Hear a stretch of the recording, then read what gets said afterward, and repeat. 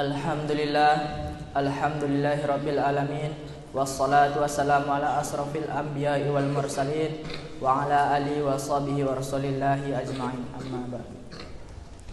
Puji dan syukur kita ucapkan dan kita bersyukur atas kehadiran Allah Subhanahu wa taala, atas rahmat dan hidayahnya kita dapat berkumpul di Masjid Darul Ulum Abi Center yang sama-sama kita cintai. Ya, sama-sama kita hormati Abi beserta Umi beserta guru-guru yang mengajar di Abi Center. Salawat serta salam tidak henti-hentinya kita ucapkan kepada junjungan Nabi besar yakni Nabi Muhammad sallallahu alaihi wasallam. Dengan mengucapkan Allahumma shalli ala sayyidina Muhammad wa ala ali sayyidina Muhammad. Baiklah, tanpa memperpanjang mukadimah, langsung saja saya bacakan daftar pertanyaan hari Abi. Hari, tanggal Jumat 25 November 2022. 1. Muhammad Zakiyar Rahmanan, kelas 7E. Assalamualaikum Abi, semoga Abi sehat selalu, amin ya rabbal alamin.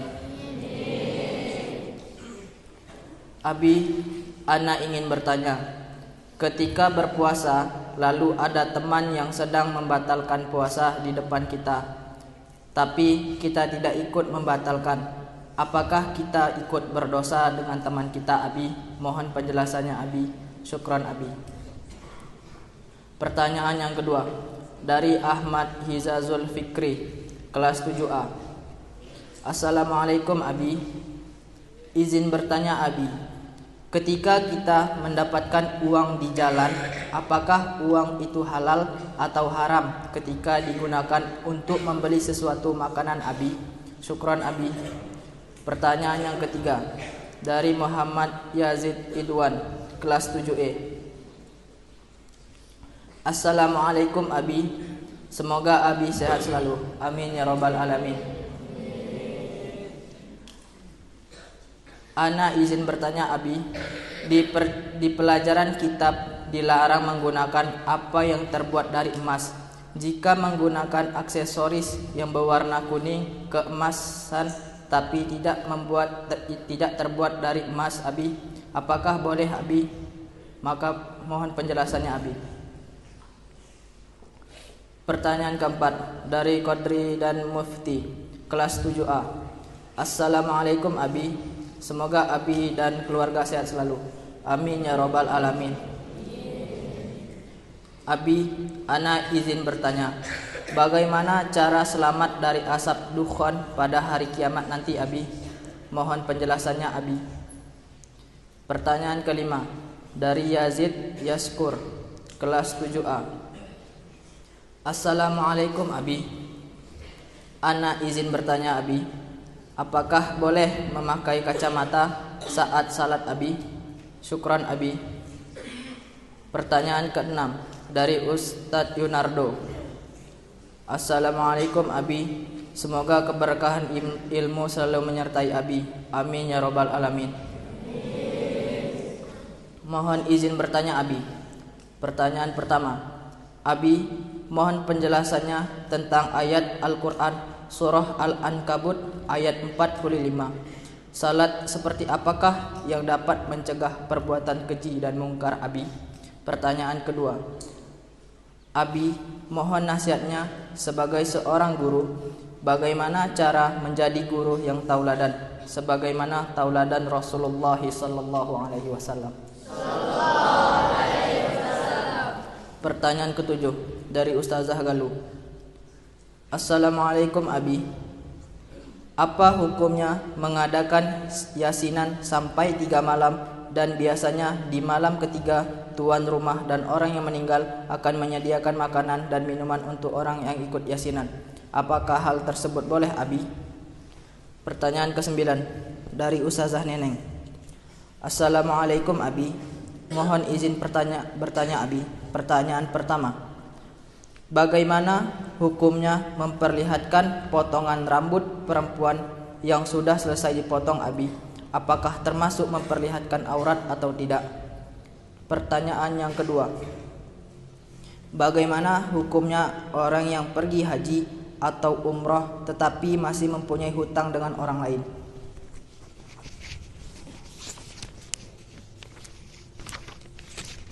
Hanya segitu pertanyaan yang ada di tangan saya. Kepada Abi, tempat dan waktu dipersilahkan.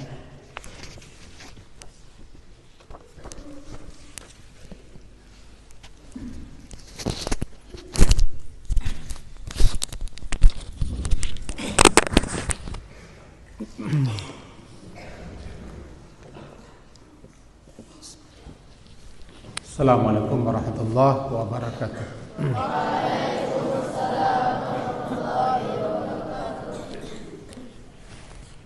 Sebelum kita menjawab pertanyaan kepada ustadz kita yang di luar, tolong periksa anak-anak yang berkeliaran di luar. Sebentar ini masih nampak mondar-mandir di luar, dibawa ke dalam masjid. Itu saja.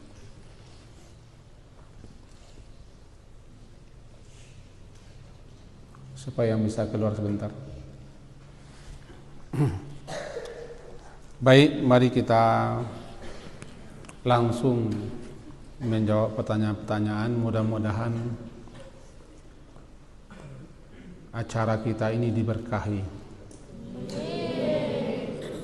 Karena rasanya yang menyimak dan yang melihat atau yang menonton bukan hanya kita saja, juga termasuk ibu-ibu, bapak kita, wali murid. Ada yang merespon dengan komentar, ada yang like saja, ada yang melihat saja tanpa komentar. Tapi umumnya di luar sana banyak yang barangkali juga dapat manfaat daripada acara kita ini. Karena acara kita ini sudah kita spesialkan, maka jangan sampai habis waktunya untuk menegur atau untuk mengingatkan kamu semua, termasuk yang itu. Faham tuh? Jangan habis waktu. Baik, kita mulai yang pertama. Pertanyaan daripada Muhammad Zaki Rahman 7E. Ada? Cepat ya. Ini dia, di belakang Ustaz Yusuf. Di belakang sana, cepat. Pertanyaannya langsung, ada teman yang sedang membatalkan puasa di depan kita, tapi kita tidak ikut membatalkan. Apakah kita ikut berdosa dengan teman kita itu? Oh, bagus. Kita di sini sudah dibiasakan dan terbiasa melaksanakan puasa sunnah Senin Kamis. Yang terbanyak kita puasa hari Kamis, Senin tidak semua. Alhamdulillah, walaupun hukumnya sunnah, tapi itu termasuk suatu amalan yang disukai Nabi sallallahu alaihi wasallam.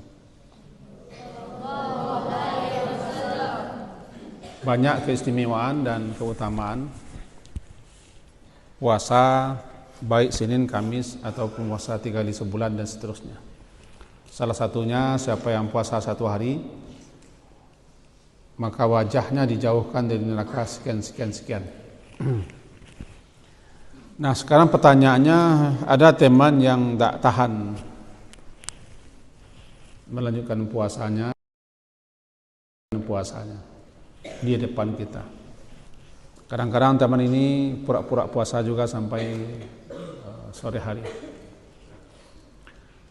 Dibatalkannya puasanya di dekat kita, bagaimana hukumnya? Pertama dulu, yang tidak boleh dibatalkan puasa wajib seperti puasa Ramadan. Kemudian puasa qada, karena kita tidak puasa Ramadan lantaran sakit atau musafir atau penyebab lainnya, seperti perempuan yang kedatangan haid, tidak puasa ada di qadanya di hari lain, itu tidak boleh dibatalkan. Kemudian puasa nazar, Puasa nazar dia menazarkan sesuatu yang tidak wajib menjadi wajib kepada dirinya. Tidak boleh dibatalkan begitu saja. Jika itu puasa sunnah, puasa tatawwu, ini ada hadis Nabi bahwa orang yang puasa sunnah itu, puasa tatawwu namanya al-mutatawwi' amirun nafsah. Orang yang bertatawwu itu dia amirnya, dia pemimpinnya. Apakah dia akan lanjutkan atau tidak akan lanjutkan? Karena dia puasa sunat. Dulu ketika Nabi sallallahu alaihi wasallam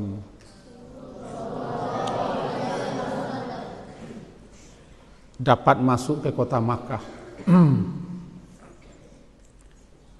pada tahun ke-8 Hijriah, namanya Futuh Makkah. Dapat menguasai Makkah tanpa peperangan, itu rahmat Allah. Beliau ketemu dengan sepupu beliau Ummu Hani, anak Abu Talib. Ketika itu Rasulullah minum, dikasih minum, beliau minum. Kemudian minum itu dikasih sama Ummu Hani.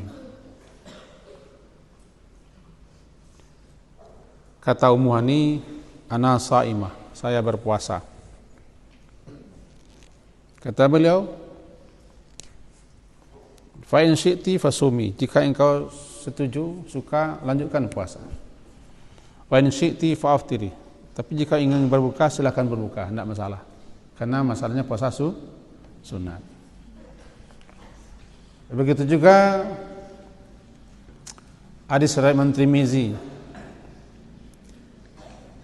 Ketika kita diundang untuk menghadiri walimah, di mana kita ketika itu sedang berpuasa, kita tetap disuruh datang. Karena pesta walimah adalah suatu pesta yang harus kita datangi. Bahkan ulama mengatakan itu salah satu kewajiban kita terhadap kaum muslimin lainnya. Kecuali ada halangan tertentu yang mungkin datang. Ketika itu boleh kita membatalkan puasa demi menghargai, menghormati yang mengundang.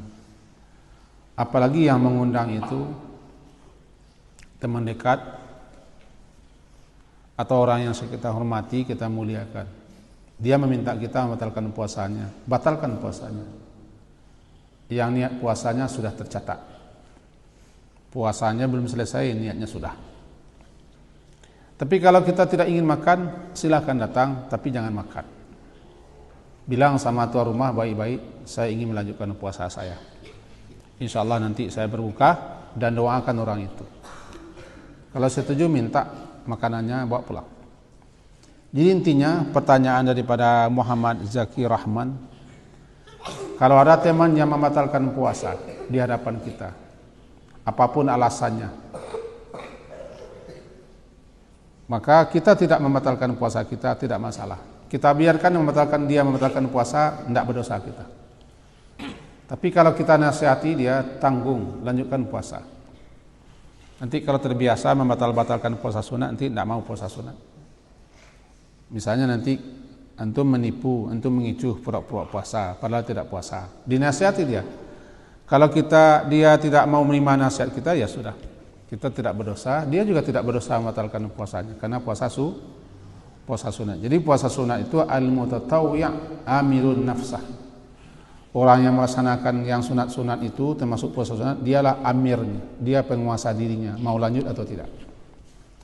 Itu jawabannya untuk Zakiur Rahman, Muhammad Zakiur Rahman. Mana dia? Dari mana Muhammad Zakiur Rahman ini? Pololok. Solo. Soloknya di mana? Hah? Mana yang Zakiur Rahman tidak tahu ini? Orangnya mana ini? Dari mana Solok? Selayu. Solok Selatan. Solok Kota. Solok Kota, Kota Solok. Oh bagus. Jadi kesimpulan jawaban Nabi untuk Muhammad Zakiur Rahman, kalau ada teman membatalkan puasa di hadapan kita, tidak masalah. Kita tidak berdosa. Bahkan yang membatalkan puasanya sendiri tidak berdosa, cuman dia sudah sia-sia. Karena tidak ada alasan tertentu, penyebab tertentu, cuma karena tidak tahan saja dia batalkan puasanya. Dia tidak berdosa, kita tidak bersalah. Ya, Muhammad Zikiur Rahmat. Bagus. Ahmad Izazul Fikri 7A. Cepat, mana orangnya nih? Di belakang Ustaz Yusuf. Tidak kenal si Ahmad ini. Ahmad Izazul Fikri 7A. Dari mana kampungnya? Ahmad meninjau. Kamailia. Oh, Kamailia. Di mana Kamailia? Panji. Nak Rampanji. Bagus. Rampanji Kamailia. Ini Bako Wabi di situ. Tanya Ahmad Izazul Fikri adalah, apakah uang ketika kita mendapatkan uang di jalan, apakah uang itu halal atau haram ketika kita gunakan untuk membeli suatu makanan? Bagus. Barang yang tercecer atau kita mendapatkan barang yang tercecer namanya luqatah. Luqatah dalam kitab fikih namanya luqatah. Barang temuan. Kita yang menemukan laqit. Barang yang hilang itu terbagi-bagi. Pertama berupa hewan ternak.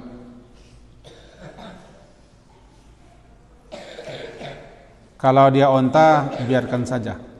Kalau onta bisa menjaga, memelihara dirinya sendiri. Kalau dia kambing, harus kita ambil, kita selamatkan kambing itu sampai nanti pemiliknya datang. Karena kambing tidak dapat memelihara diri daripada serigala dan pemangsanya. Lalu begitu juga di kita, barang temuannya ayam atau itik segala macam, tidak boleh kita sembelih. Karena bisa jadi pemiliknya nanti datang atau biarkan dia sendiri. Nah, yang tanyakannya barang temuan di jalan berupa barang-barang dan benda-benda. Ada barang temuan di jalan itu berupa uang. Ada berupa benda, juga ada berupa makanan. Kalau dia berupa benda-benda, jika kita khawatir benda itu nanti akan diambil orang karena berharga, ambillah benda itu, kenali bungkusnya dan ikatannya, lalu simpan. Kemudian diumumkan di tempat-tempat di mana orang bisa mendengarkan pengumuman, atau lewat HP, lewat tulisan atau pengumuman. Siapa yang barangnya tercecer tanpa menyebut ciri-ciri khas tertentunya. Kita hanya menyebutkan barang temuan di daerah Hanu yang tertinggal ini, sudah secara garis besar. Kita tunggu pemiliknya setahun namanya, kalau barang itu berharga. Tapi kalau pena tidak usah setahun, lama betul, barang berharga. Begitu juga nanti uang atau dompet, dalamnya ada sekian banyak kartu, ada uang-uang, ada ATM. Harus diselamatkan. Menyelamatkannya berpahala. Kita berpahala dengan niat untuk menyelamatkan, jangan dengan niat untuk mencari prestasi pula nanti. Kemudian sampaikan kepada orang banyak, siapa yang kececeran dompet di tempat anu, ya sudah. Jangan dirinci dompetnya warna ini, isinya sekian, jangan. Nanti semua orang mengaku. Tunggu setahun. Dalam waktu setahun itu tidak ada juga orang, sudah gencar kita mengasih pengumuman di mana-mana, tidak ada juga yang mengaku, boleh kita pakai.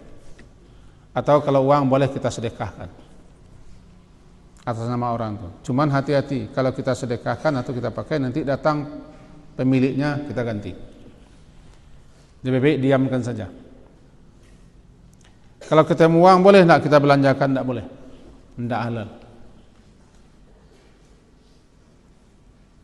Tidak halal. Ketemu uang 50.000 langsung kita boleh godok ke sana, tidak boleh. Orang akan mencarinya. Tapi kalau uang recehan, uang seribuan, jarang orang mencarinya. Makanya uang seribuan itu tidak usahlah, boleh dimakan. Tapi kalau bagi orang warak, bagi orang hati-hati dan waspada, terutama bagi penghafal Quran, kalau barang-barang ragu itu jangan dimakan. Orang yang menghafal-hafal Quran ini ya harus hati-hati, dia warak. Salah satu penyebab hafalan yang tidak melekat di benak, tidak hafal-hafal, tersusah menghafal, karena yang masuk perut antum itu tidak jelas ujung pangkalnya.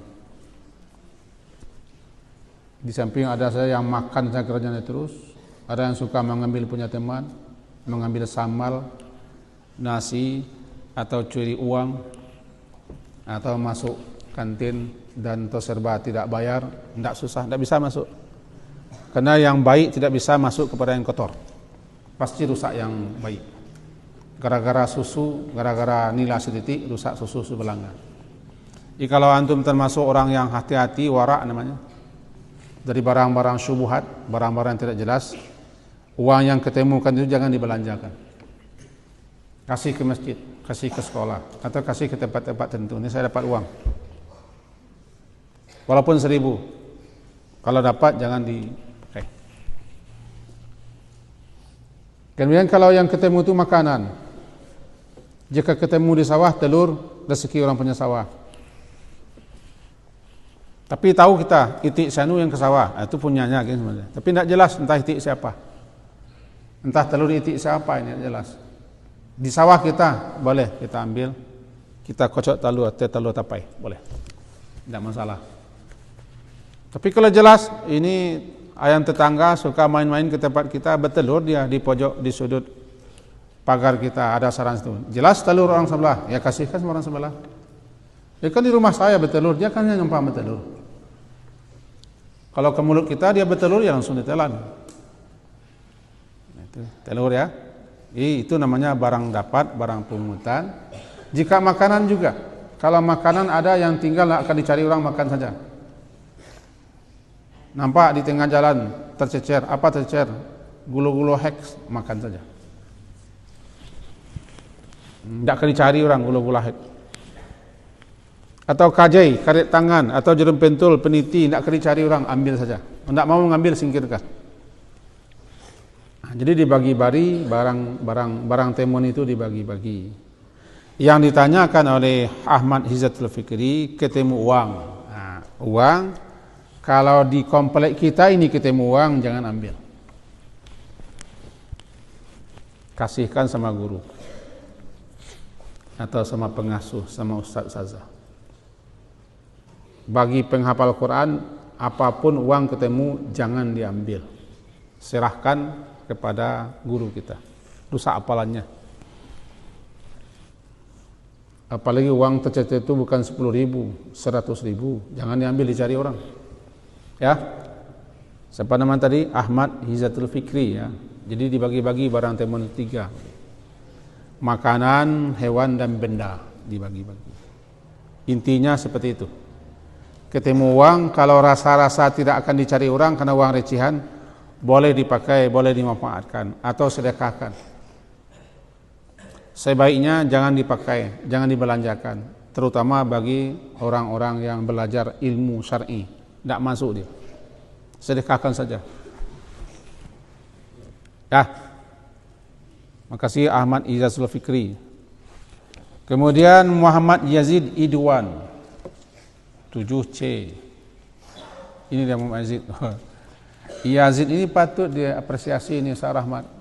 Murid Sarahmat ini. Hampir selalu dia bertanya dan di depan duduknya, mencatat dia. Kalau habis saja terus yang mengasih reward kan habis pula uang habis kan. Ini pihak sekolah. Yazid betul. Yazid 3 balai. Orang 3 balai ini memang matanya 26 ini ya. Bagus. Yazid 7C, beliau bertanya di pelajaran kitab. Ini sudah belajar kitab Yazid ya. Di pelajaran kitab dilarang menggunakan apa yang terbuat dari emas. Ya. Jika menggunakan aksesoris yang berwarna kuning keemasan tapi tidak terbuat dari emas, bagaimana? Boleh enggak? Yang dilarang memakai emas itu laki-laki. Cincin emas, jam emas, atau gelang emas bagi laki-laki tidak boleh. Buang saja. Dibuang ke tempat yang bisa disimpan. Kalau zaman Nabi dulu sahabat membuangnya. Ambil lagi, tidak usah, saya tidak akan mengambil kalau Nabi sudah mencela.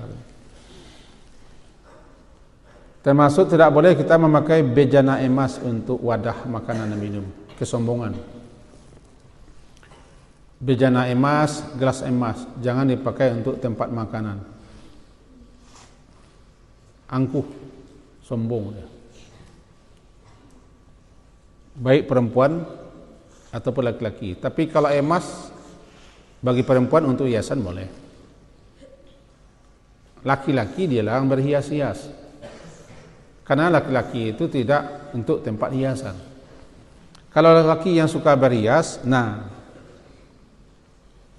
alamat dia nanti ke begi-begian. Jadi lembut dia, suka berhias, suka mengemat-ngemat dia. Bicara pun lembut-lembut nanti. Tangan pun suka diangkat-angkat, begini-begini cara. Ini dicemehnya Nabi kan. Tapi kalau menggunakan sesuatu yang dicat emas, masjid pun dicat orang kubah emas namanya. Nih, direndam ke warna kuning emas, tapi tidak terbikin dari emas, boleh. Karena kita suka yang emas warna kuning, boleh. Mobil kuning, boleh. Sepeda kuning, boleh. Tidak masalah. Yang dilarang laki-laki itu maka yang kuning-kuning adalah pakaian muasfar, dicelup dengan warna kuning.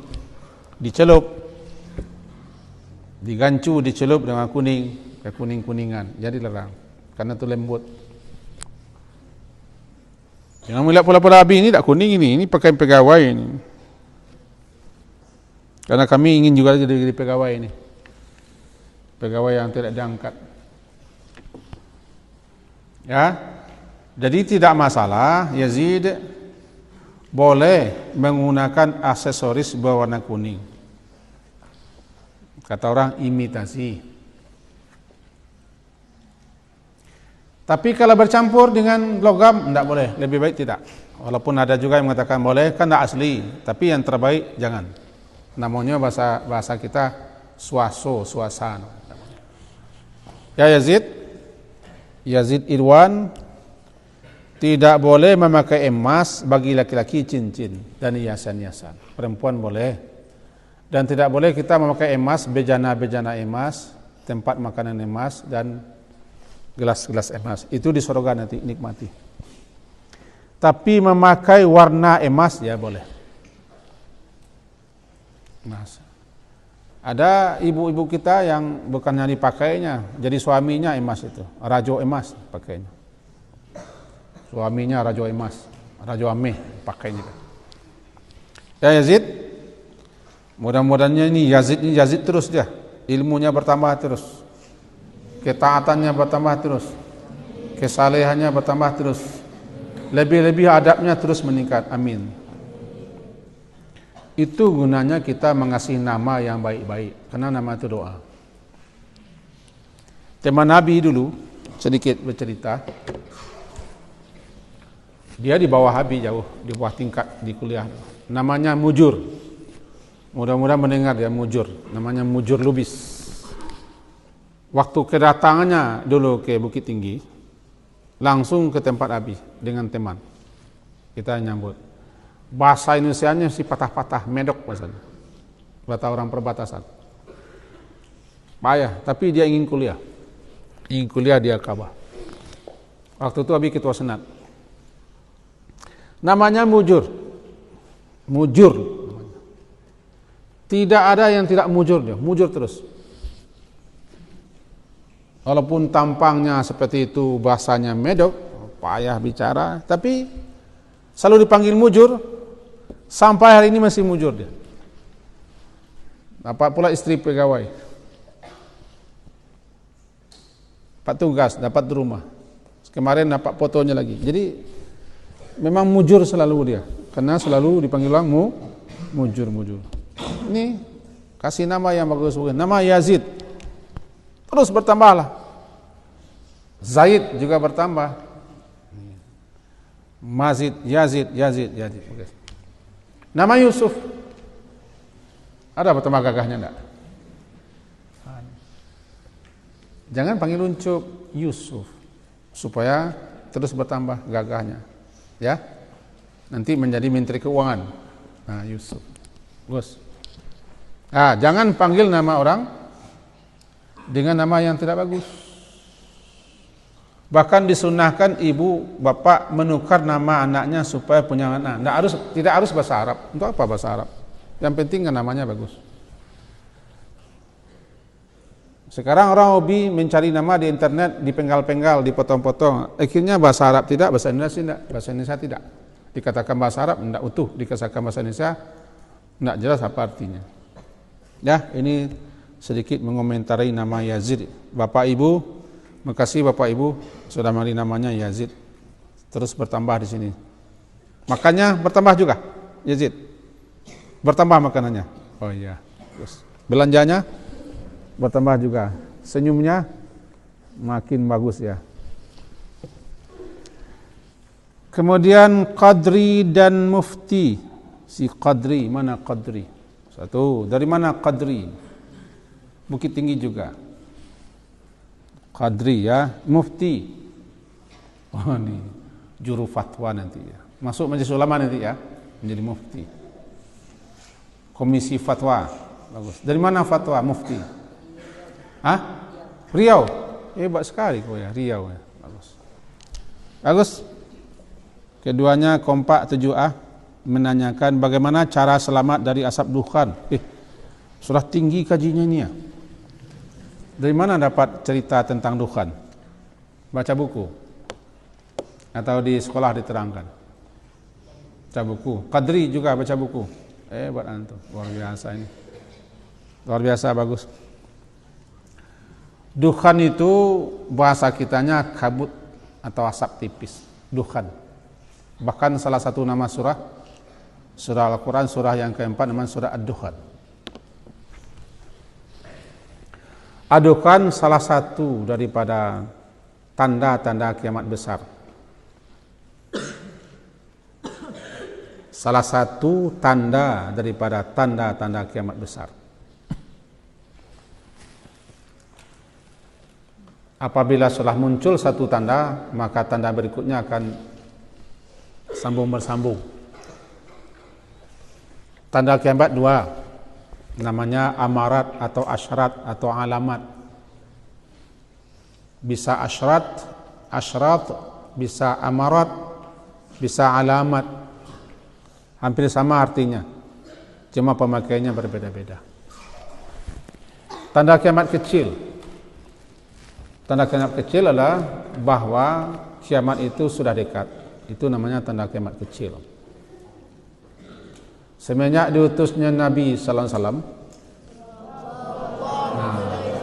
itu sudah isyarat bahwa kiamat sudah dekat. Karena beliau Nabi Rasul akhir zaman. Apalagi sekarang sudah ada pula namanya Ustadz akhir zaman. Sudah dekat lagi nih. Yang ada cuma Nabi akhir zaman. Sekarang ada Ustadz akhir zaman. Maka tanda-tanda kecil itu menyatakan kiamat sudah dekat dan makin dekat. Tanda-tandanya sangat banyak sekali. Ada hadis-hadis yang sahih, ada yang hasan, ada yang dhaif, ada yang palsu. Hati-hati juga. Kemarin Nabi mendengar ceramah beliau Ustaz akhir zaman, rupanya yang dikutip hadis palsu, hadis maudhu. Memprediksi dukhan terjadi di bulan Ramadan tahun 2020 tanggal 15 Ramadan Jumat pas dicomot diculik hadisnya. Kiranya hadisnya kita lihat hadisnya maudhu. Tapi karena memang itulah orang-orang yang ingin mencari sesuatu lah. Nah, kita tidak bicara itu.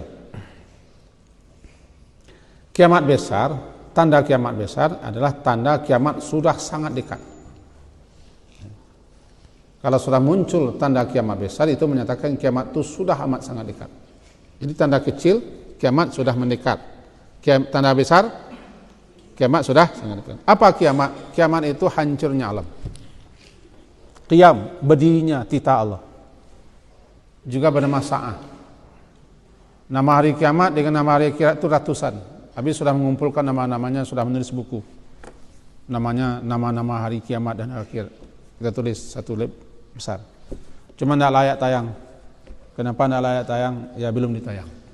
Dibagi-bagikan sudah. Nah, salah satu tanda daripada 10 tanda kiamat besar, namanya dukhan. Muncul kabut asap. 10 tanda itu Al-Mahdi. Kata orang Imam Mahdi. Itu kan. Kemudian Dajjal. Kita diajari Nabi untuk terus berlindung kepada Allah daripada Dajjal. Tidak satu Nabi dan tidak satu Rasul pun yang Allah utus, melainkan masing-masing Nabi, masing-masing Rasul memperingatkan hadzara qaumahu, memperingatkan kaumnya tentang bahaya Dajjal. Semenjak Nabi dulu diutus, apalagi Nabi Muhammad. Karena fitnah terbesar bagi umat ini adalah Dajjal. Dajjal itu manusia, sama dengan kita. Agak pendek, rambut agak ikal, mata kanannya tidak nampak, agak menonjol keluar. Di sini ada dagingnya, agak pekok, dada bidang, warna kulit merah. Mempunyai kekuatan-kekuatan luar biasa yang Allah berikan sebagai ujian. Muncul Dajjal dari Al-Mahdi, Dajjal, turun Nabi Isa, Ya'juju wa Ma'juj. Sudah berapa itu? Mahdi, Dajjal, Nabi Isa, Ya'juj Ma'juj. Matahari terbit daripada tempat tenggelamnya. 5 ya. Kemudian keluar dabah, binatang melata. Dabbatul ard. Kita tidak akan sebutkan apanya, keterangannya panjang. Dabbatul ard. Kemudian baru dukhan yang ke-7. Muncul kabut, dukhan. Setelah dukhan muncul api dari Teluk Den. Api daripada dasar Teluk Aden yang akan menghalau orang ke mahsyar. Mahsyar dunia di Syria. Setelah itu apalagi gempa, zalazil, banyak terjadi gempa. Jadi taksural zalazil, banyak terjadi gempa. Terakhir hancurnya Ka'bah. Kalau sudah muncul yang satu, yang berikutnya datang. Nah, tanya daripada Qadri dan Mufti, bagaimana cara selamat dari asap dukhan? Ada orang ajarkan, tapi tidak ada hadisnya, hadisnya palsu. Baca subuhun kudusun. Karena itu hadisnya tidak bisa dipegang, berarti kita kembali kepada anjuran-anjuran ulama bahwa kita harus banyak-banyak mentadaburi, memahami Al-Quran sebagai petunjuk.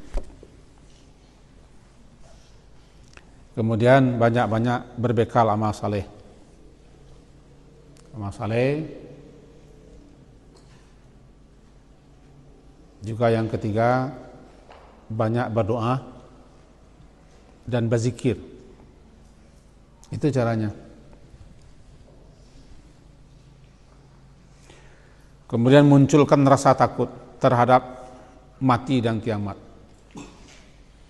Sering-sering membaca, mendengar, menyimak kajian tentang kematian, walaupun antum masih kecil.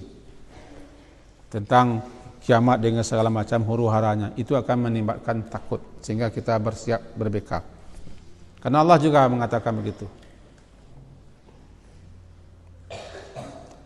Lalu di samping itu banyak istighfar, banyak taubat. Banyak istighfar dan taubat. Untuk apa? Ya, mempersiapkan diri menghadapi kiamat. Wattaqu namanya. Takut, waspada, hati-hatilah kamu. Karena inna zalzalatas saati syai'un azim.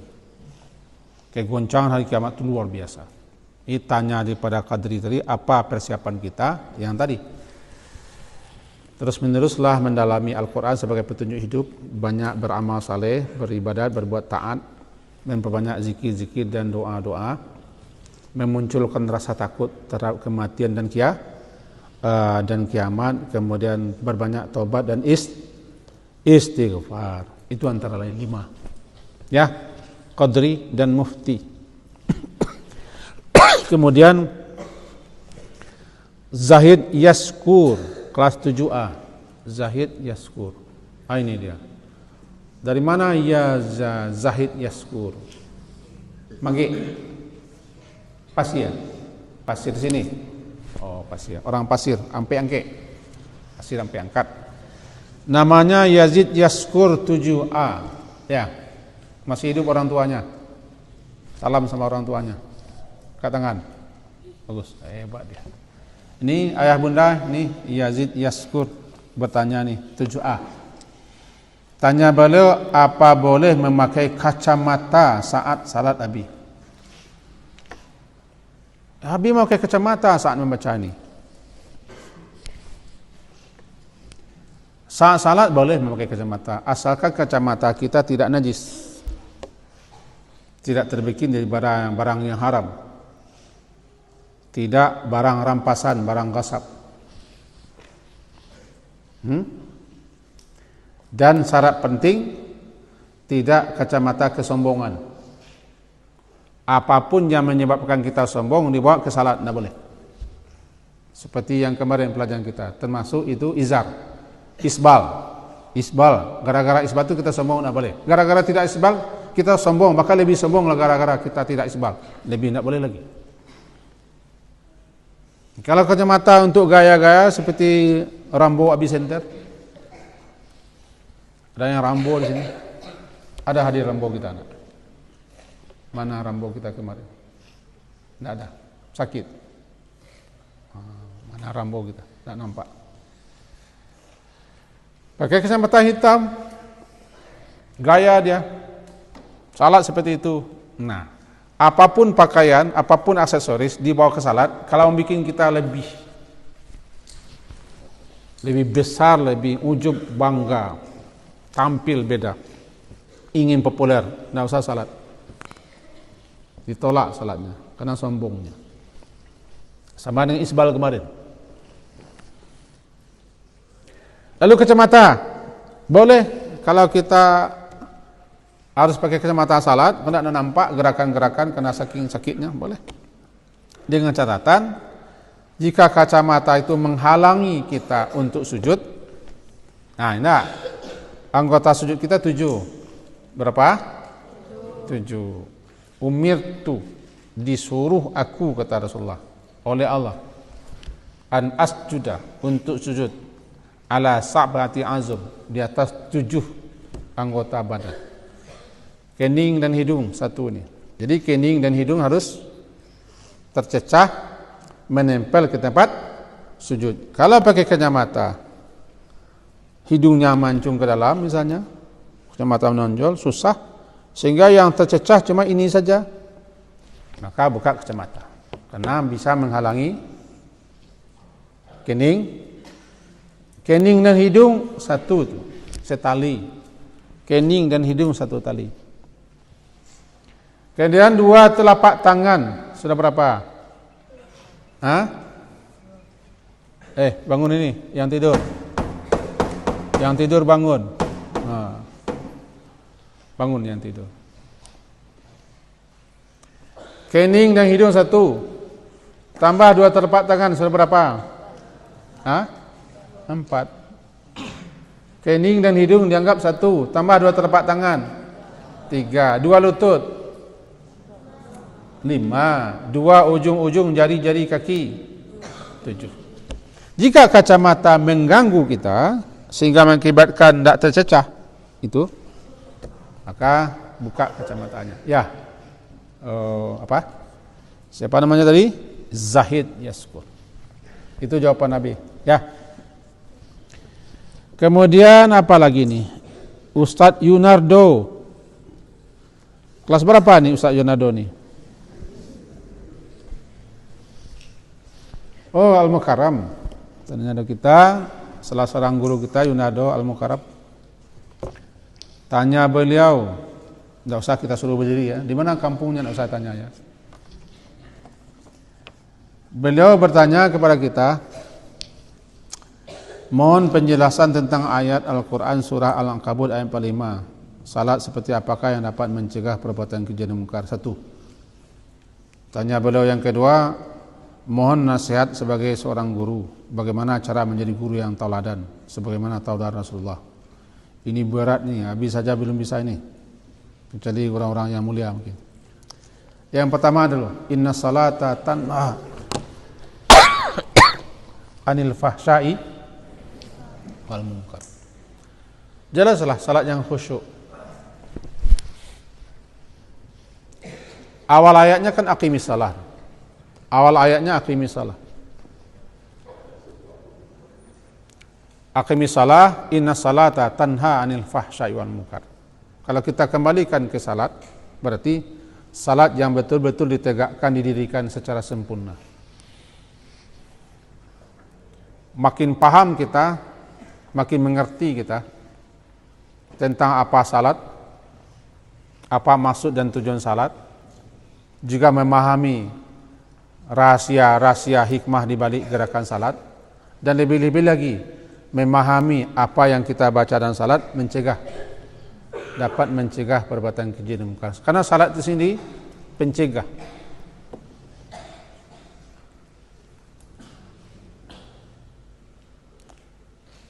Yahfazillaha yahfazka.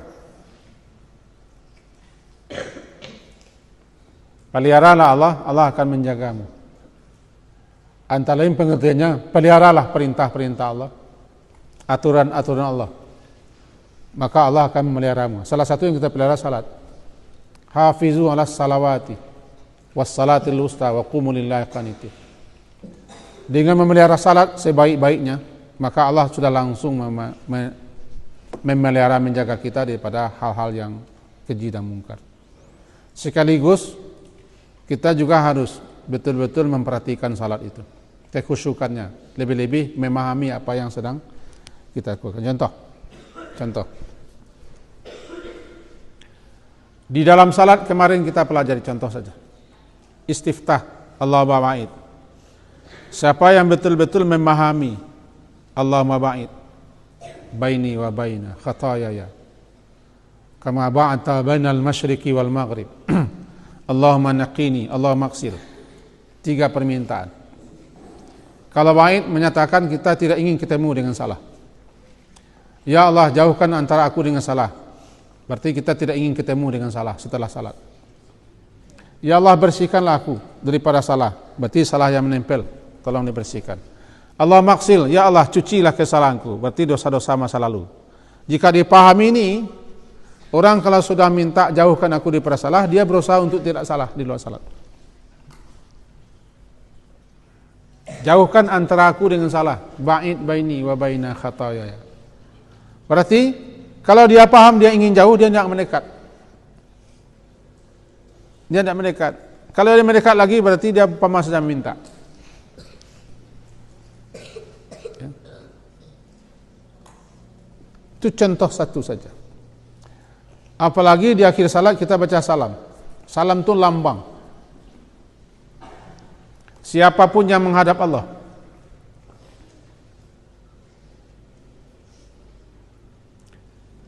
dalam salatnya betul-betul menghadap. Sehabis salat dia pasti selamat dia. Assalamualaikum, assalamualaikum. Menggambarkan bahwa kita ingin menyelamatkan orang kanan dan kiri. Assalamualaikum warahmatullahi wabarakatuh. Salam, rahmat, berkah untuk kamu. Saya sehabis salat, saya meminta kepada Allah, berdialog dengan Allah, bermunajat dengan Allah, berbicara dengan Allah, mengadu memohon kepada Allah. Saya sekarang ingin menyelamatkan kamu semua. Kanan, kiri.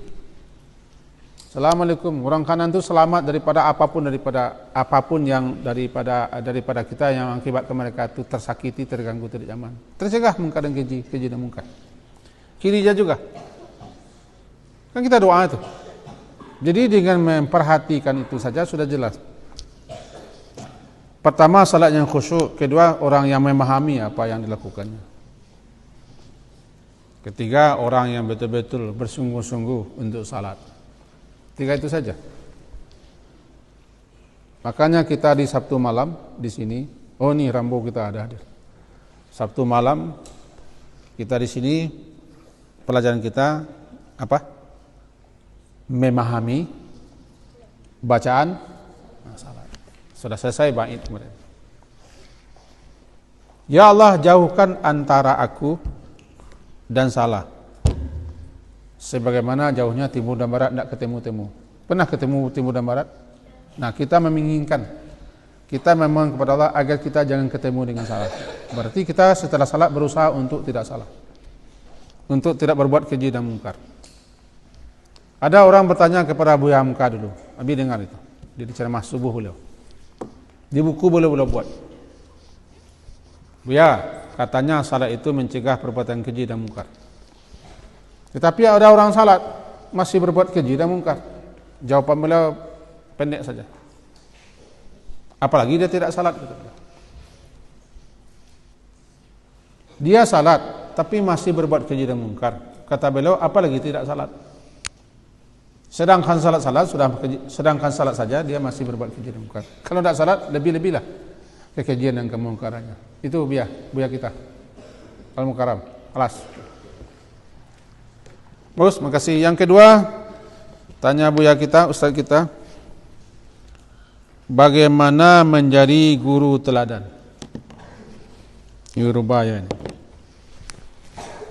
Guru terbaik sepanjang masa, terutama bagi kita, adalah Rasulullah sallallahu alaihi wasallam.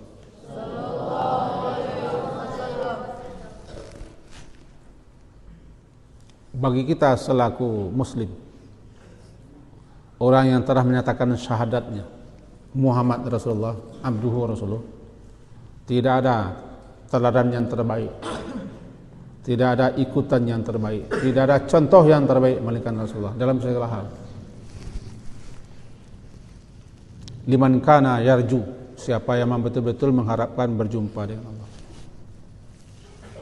Termasuk guru, beliau guru terbaik sepanjang masa. Jangan kita terpesona, terkagum-kagum dengan manusia. Karena Rasulullah itu Allah yang langsung memberikan adab dan pelajaran kepada beliau. Bahkan kata-kata beliau pun terkontrol oleh wahyu.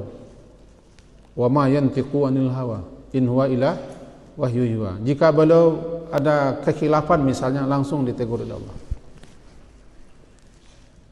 Maka pelajarilah hidup Rasulullah.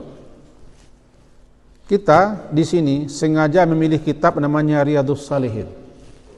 Itu semuanya kalau kita pelajari menggambarkan kita siapa Rasulullah.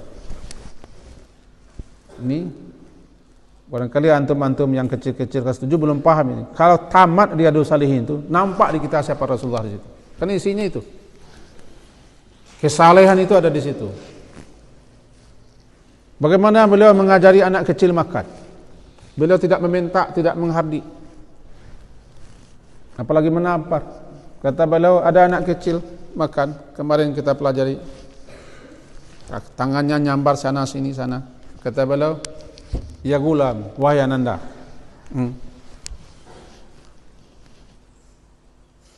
Samillah, bacalah bismillah dulu. Kul biyaminik, makan dengan tangan.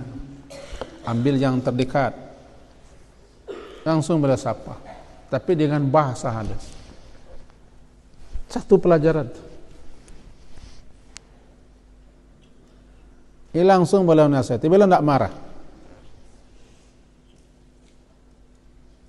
Kalau beliau bicaranya tidak ada yang mubazir. Tidak ada yang terbuang. Bacalah hadis-hadis beliau. Jadi hadis-hadis itu gambaran siapa Rasulullah. Kalau buku sejarah sudah ditambah orang, tapi yang Rasulullah itu dalam hadis itu. Kalau ingin menjadi guru, sebagaimana Rasulullah menjadi guru, karena beliau guru umat. Beliau guru umat. Pelajarilah hadis-hadis beliau. Atau bacalah kitab-kitab tentang pribadi beliau. Sosok beliau. Yang semuanya juga dari hadis semuanya. Maka hanya yang dapat dipesankan kepada guru kita Ustaz Yunando, mari kita sama-sama mempelajari sejarah hidup Rasulullah, membaca hadis-hadis beliau tentang akhlak dan adab. Saya sendiri semenjak tahun 95 mengajarkan kitab Riyadhus Shalihin itu sampai sekarang. Kita rujuk berbagai macam syarahan-syarahannya. Memang terpana kita dengan sifat Rasulullah yang ada diterangkan oleh Imam Nawawi. Ditambah lagi yang lain-lain. Maka tidak salah kalau dunia mengakui beliau. Tidak pun diakui oleh dunia, beliau memang guru terbaik, pemimpin terbaik, contoh terbaik. Apapun sikap beliau, sifat beliau, tabiat beliau, tingkah laku beliau, ucapan beliau, semuanya. Ini yang kita harapkan kepada anak kita. Makanya kita antusias mengajarkan kitab Riyadhus Shalihin. Kalau habis sendiri sepenat-penat apapun diusahakan juga. Sebenarnya contohnya hari Senin itu luar biasa, semenjak subuh, semenjak 4. Tapi sepenat-penatnya diusahakan.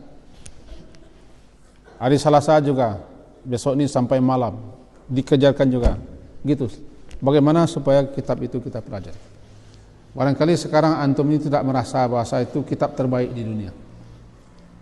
Isinya adab dan akhlak.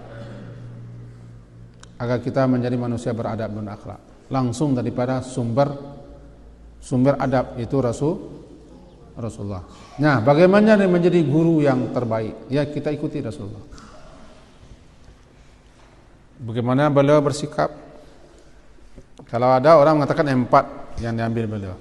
Bicara beliau semuanya tidak ada yang mubazir, tidak ada yang sia-sia.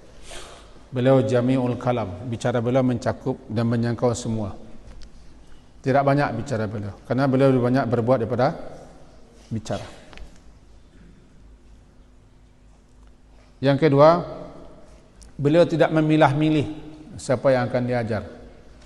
Yang terbaik saja, yang bagus-bagus saja. Yang juara 1 sampai 5 saja yang masuk. Itu memilah-milih. Memilah-milih.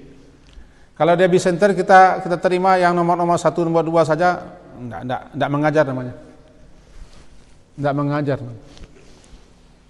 Dia mengajar ini itu justru seperti ini.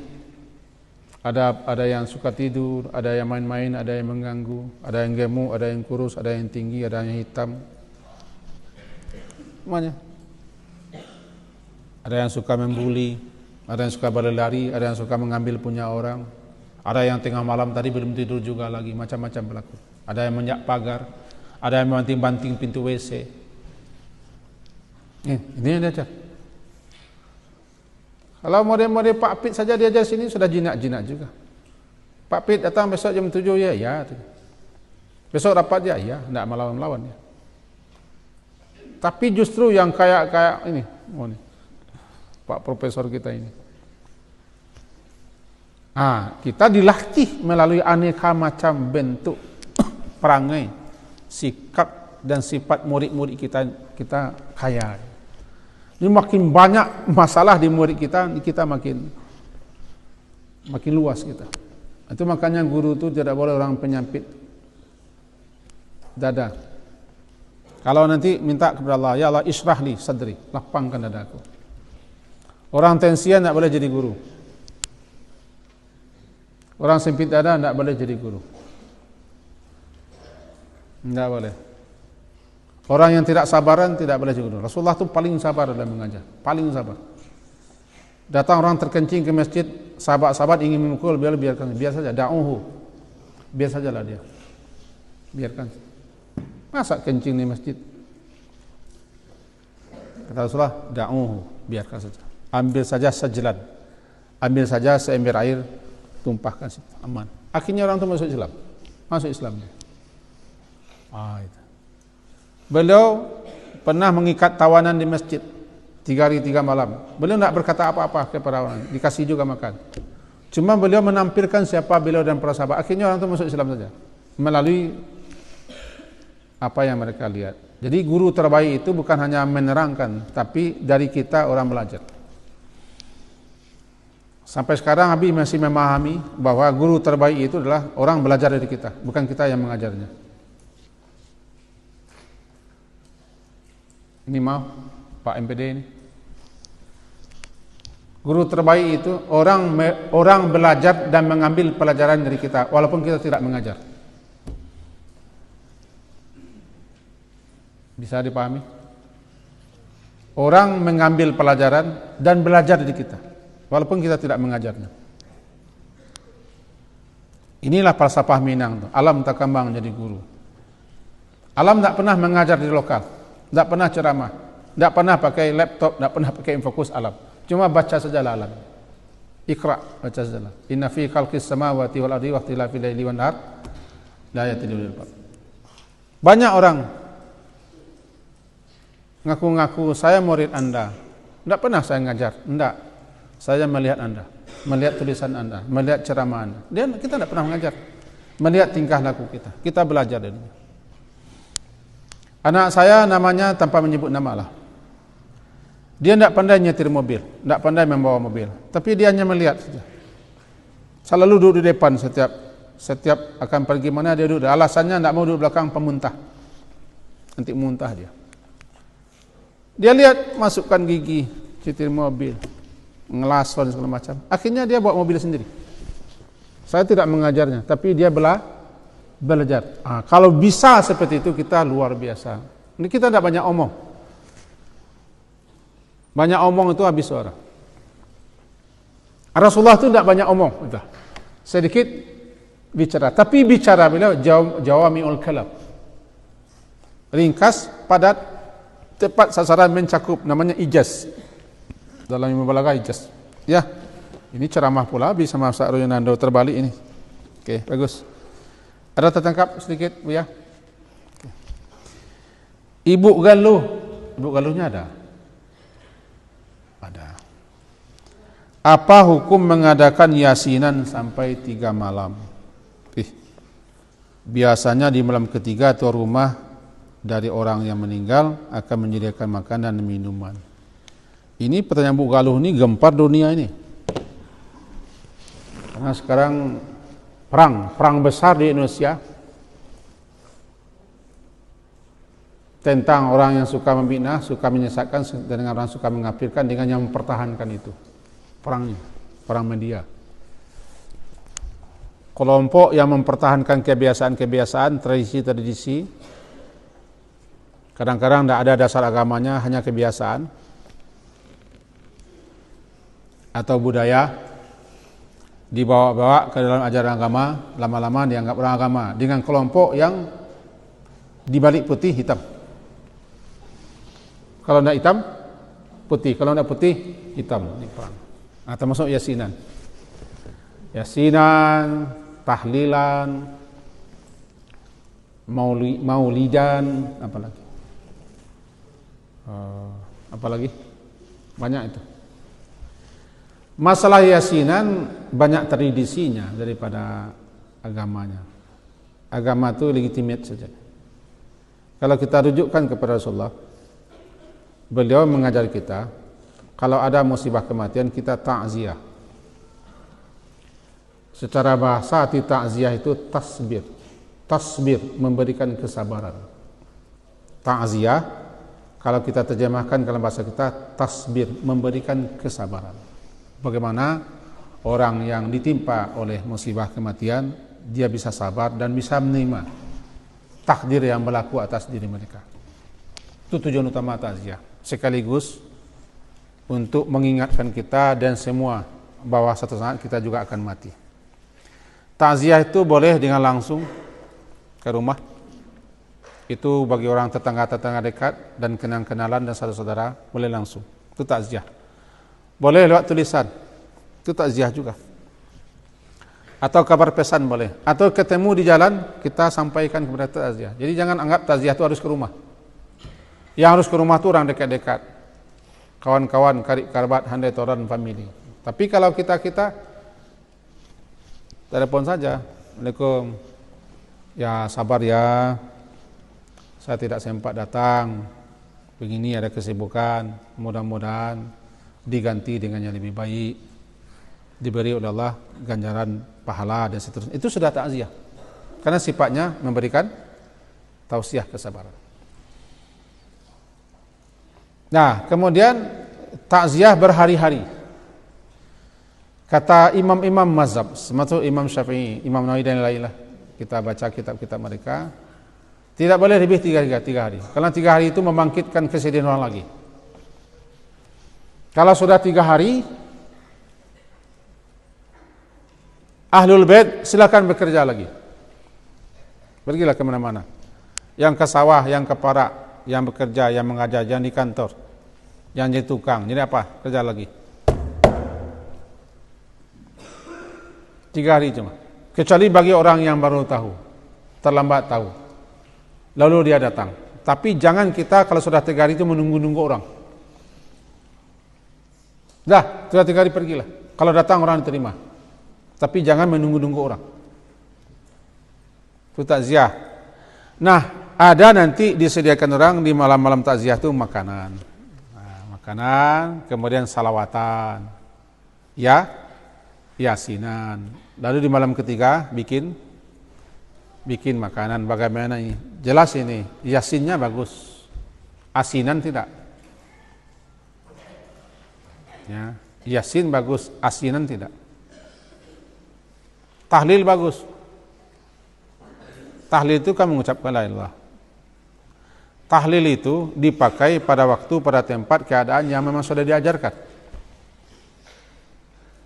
Sekarang orang-orang di rumah takziah bertahlil.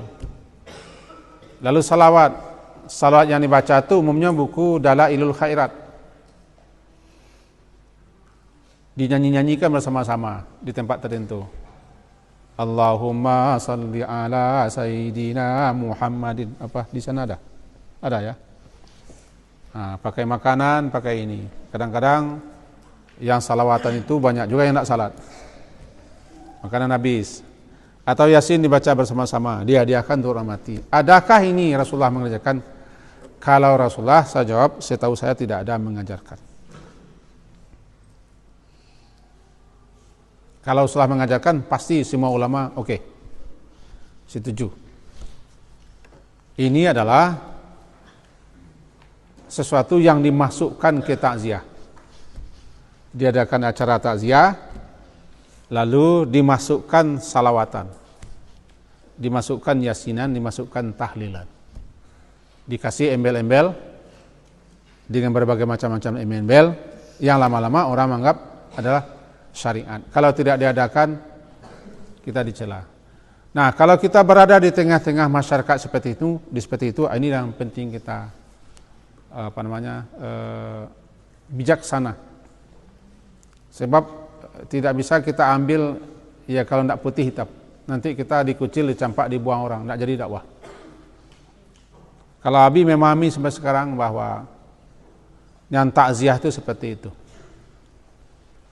Bukan tidak boleh baca Yasin, bukan tidak boleh salawat, bukan tidak boleh tahlil. Kita bertahlil, kita bersalawat, kita Yasin. Bukan tidak boleh sedekah pala, boleh. Sedekah kepala kurang mati bagi anak-anak dan keluarga boleh. Tapi ada momen, ada saat, ada waktu. Nah, sekarang dibikin orang ketika acara kematian yang kadang-kadang lebih banyak apanya hal-hal yang tidak dari agama, lebih banyak itu. Dulu ketika Ja'far bin Abu Talib, saudara sepupu Rasulullah, meninggal wafat. Kata Rasulullah, isna'u li ahli Ja'far at-ta'ama, bikinkan untuk keluarga si Ja'far ini makanan. Karena keluarganya sedang ditimpa sesuatu yang menyibukkannya, tidak sempat. Maka orang-orang dekat bikinkan makanan. Ya, bantu dia mengurus rumahnya, anak-anaknya, karena dia sedang sedih. Nah, itu yang disuruh. Bukannya kita beralih pula di situ. Kalau bahasa orangnya sudah terambau nimpok janjang, mereka tindiah orang letih. Nah, ini bagi anak-anak kita barangkali belum tertangkap, kecil-kecil. Tapi yang jelas, yang takziah itu bukan tahlilan, yang takziah itu bukan yasinan, yang takziah itu bukan salawatan. Yang takziah adalah datang ke rumah orang untuk memberikan dia kesabaran dan hiburan, sekaligus mengingatkan dia bahwa ini adalah takdir Allah, supaya dia bisa nerima, bisa nasihat, bisa tausiah, bahkan bisa kita undang guru untuk mengasih tausiah. Tapi dibid'ahkan pula sekarang ini. Zaman Nabi tidak ada nih ceramah-ceramah orang kematian, bid'ah katanya. Jadi ini susah juga ini. Kita akan terus berperang ini. Ya Bu Galuh, sedikit sudah terjawab ya. Tapi Ibu Galuh hati-hati juga ya, karena berada di daerah yang agak luar biasa ya.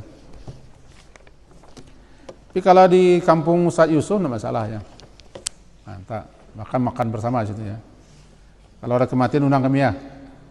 Ya katanya. Apa yang diiyakan? Oke. Terakhir, Ustazah Neneng, 2 pertanyaannya. Oh ya, ada waktu ya. Ustazah Neneng, ada. Dari mana kampungnya? Oh, Ustazah Neneng kita ya. Bagaimana hukumnya memperlihatkan potong rambut perempuan yang sudah selesai dipotong Abi? Apakah termasuk memperlihatkan aurat atau tidak? Yang kedua, bagaimana hukumnya orang pergi haji umrah tetapi masih punya hutang? Ya Bu Neneng bertanya ini. Jangan-jangan direka saja oleh si Ade. Enggak. Ada 2 pendapat yang saling bertolak belakang ini yang dibaca. Kalau dalam mazhab Syafi'i antara lain, walaupun tidak semua setuju. Di antaranya kita jumpa dalam kitab I'anatul Talibin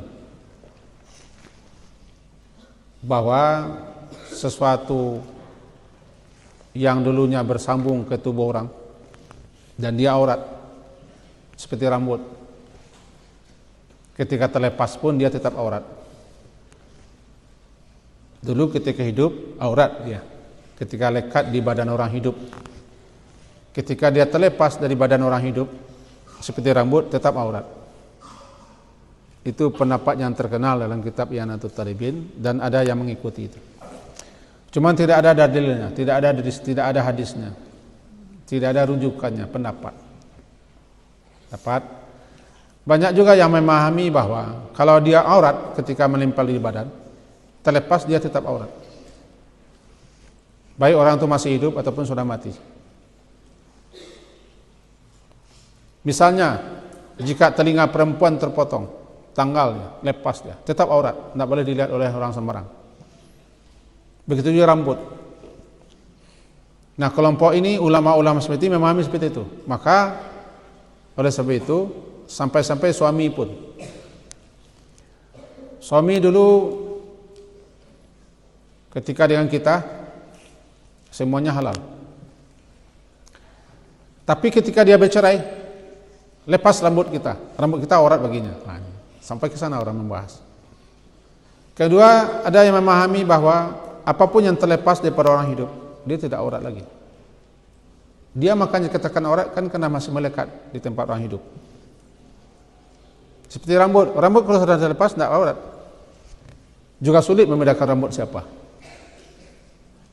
Begitu juga potongan-potongan tubuh yang lain, tidak aurat lagi. Cuman disunnahkan kita untuk menguburkannya.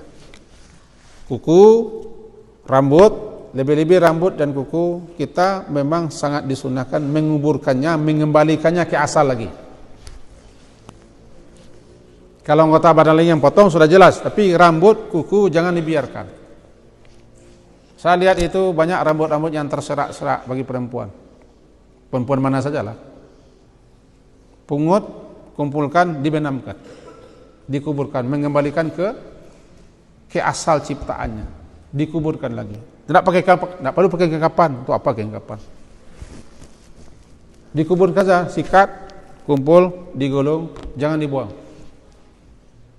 Saat kumpul, benamkan, dikuburkan. Asalnya di tanah. Kuku juga, potong kuku ini anak-anak kita keranjingan memotong kuku di masjid banyak ini. Ini masjid, masa potong kuku di masjid, mengotori masjid. Potong kuku, kumpulkan kuku, benamkan, itu sunnahnya. Begitu dalam kitab Nailul Autar dijelaskan agak panjang lebar. Mutabaran juga. Jadi tanya Bu Neneng, apakah rambut kita yang terpotong, yang lepas aurat? 2 pendapat. Kalau Abi memahami tidak aurat. Tidak aurat, cuma disunahkan menguburkannya. Itu tetap menghormati ulama-ulama besar kita. Seperti penulis kitab I'anatul Talibin. Ulama besar ya kita hormati. Saya menghormati beliau karena beliau ulama besar. Dalam kitab Syafi'i yang lain pun ada Al-Bujairimi tidak salah ya, juga ada tertulis begitu, bahwa apa yang terlepas daripada aurat orang hidup ketika terlepas dia aurat juga. Cuman saya, Abi tidak memilih pendapat itu. Abi memilih pendapat mazhab Hambali atau pendapat itu karena itu lebih bisa diterima. Tidak mungkin itu aurat. Bagaimana rambut? Karena hadis Nabi juga tidak ada mengatakan. Paling penting analog, dianalogkan. Intinya kalau saya menjawab hari ini, rambut yang terlepas daripada wanita tidak aurat bagi orang lain. Cuman disunnahkan untuk menguburkannya. Dah Bu Neneng? Oke, satu. Lalu pergi haji dan umrah berhutang. Tidak boleh orang yang berhutang jatuh tempo pergi umrah, termasuk haji. Dia haruskan lunaskan hutang. Kalau dia mau berangkat haji, minta izin kepada orang yang menghutanginya. Boleh enggak saya haji? Termasuk pergi perang. Orang yang berhutang tidak boleh pergi perang, kecuali dia minta izin kepada orang yang menghutangi. Karena itu kezaliman. Membayar hutang wajib hukumnya. Haji tidak wajib hukumnya kalau tidak mampu. Istita'ahnya adalah ada biaya. Orang yang berhutang tidak ada biaya. Hutangnya jatuh tempo, dia pergi umrah, tidak boleh. Umrah, dia bayar hutang. Kecuali orang yang menghutangi, teruslah. Nanti hutang itu kapan sajalah. Sekarang pergilah. Sekarang haji pergilah. Entah kapan haji lagi. Mendaftar sekarang 60 tahun lagi keluar. Haji aja lah. Utang itu nanti pula kita perkirakan. Mati saya nanti, biar saja tanya. Pergi. Tapi kalau orang minta utang, jatuh tempo utang, barangkali kita juga haji dan umrah, tidak boleh. Menganiaya orang, menzalimi orang. Gitu. Banyak sekarang begitu. Bahkan pergi umrah pun orang kredit sekarang. Ada kredit umrah. Ala apa nih? Ala Honda motor. DP 5 juta, nanti pulang umrah dilunasi. Banyak di daerah hendak Sumatera Barat. Sekarang sudah menjalar ke Sumatera Barat. Untuk apa dipaksa-paksa pergi umrah kalau kita tidak mampu? Hutang wajib dibayar. Jadi kalau tanyanya bagaimana hukum orang berhaji atau berumrah dia bayar hutang? Dia harus minta izin kepada yang menghutangi. Kalau yang menghutangi tidak mengizinkan, bayar hutangnya, tidak boleh haji. Pergi umrah pun begitu. Kecuali orang ini mengizinkan, pergilah. Mumpung ada waktu, kesempatan, hutang dengan saya bisa nanti, silakan. Ya Bu Neneng, kapan berangkat umrahnya besok? Sudah dapat arisan belum? Kita doakan Ibu Neneng bisa pergi umrah, amin. Tanpa hutang dan dihutangi, amin. Dah, sudah kami doakan. Sekian, semoga bermanfaat, berfaedah. Terima kasih kepada anak-anak kita yang sudah rapi dan teratur. Yang suka-suka tidur kita doakan mudah-mudahan urat saraf penidurnya dicabut oleh Allah. Diakhiri dengan kafarah majlis.